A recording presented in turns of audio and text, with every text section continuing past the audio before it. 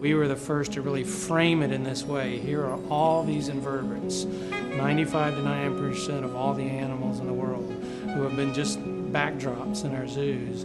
Now let's bring them to the forefront. I'm Mike Henley. My title is Animal Keeper here at the Invertebrate exhibit. I'm Alan Peters. I'm the curator of invertebrates. The really cool part about my job is I get to interact with the visitors and the animals and a combination of all these things. There's nothing static. It's not a stack of papers on the desk. The animals are always doing something different. We're all animal keepers here in the exhibit, but we're all involved with everything. So while my primary focus is corals and anemones and sea stars and stuff like that, I'm also involved with millipedes and helping with the ants and everything. So it's really sort of from marine environment all the way to the terrestrial environments. Day-to-day activity, my primary focus is the corals, their health, and trying to recreate the ocean in a box. An aquarist really is someone who is involved with setting up and maintaining aquatic ecosystems. We're doing plumbing, we're doing electrician work, we're doing all these things, but at a micro level, we have to be a master of many trades and know where to go when we get in trouble. I get in the tank about once a month just to make sure it's free of algae debris, and if a coral is toppled over or you've got some warfare going on, to maybe it's time to trim one back.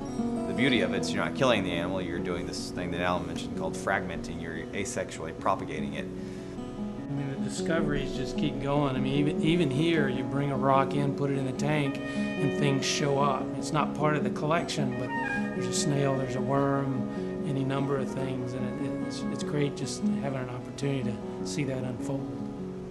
Sort of sky's the limit, if you're going to exhibit invertebrates. I mean, you can almost anything. You put all this together and you wake people up. You take their fears, you take their fascination, and you sort of mold that. Make them understand that it's the little things that really do run the world.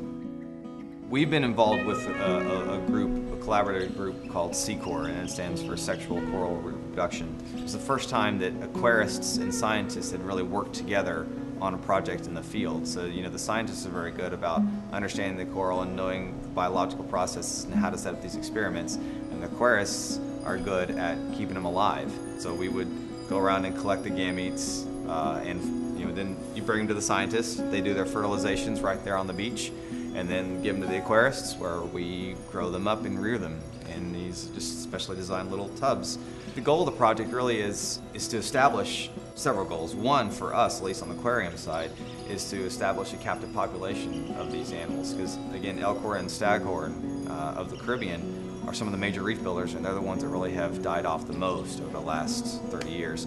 And zoos and aquariums, in addition to education, really do serve as repositories for the wild population. If they go extinct in the wild, we have a backup population. And we don't have that, or at least we didn't have that, for elkhorn and staghorn until we started SECOR. The Smithsonian Institution, it has recognition worldwide. And that's a good thing and a bad thing, in the sense that you do have resources and you gain respect, but you can't relax with that. The institution has to be always on the edge and out there in the field and talking to each other and asking new questions and publishing, and all that's got to happen for it to really hold up the integrity of the institution. And as new people come along, just that succession planning, so that the younger crew has an opportunity to gain from that experience and take the institution in new directions.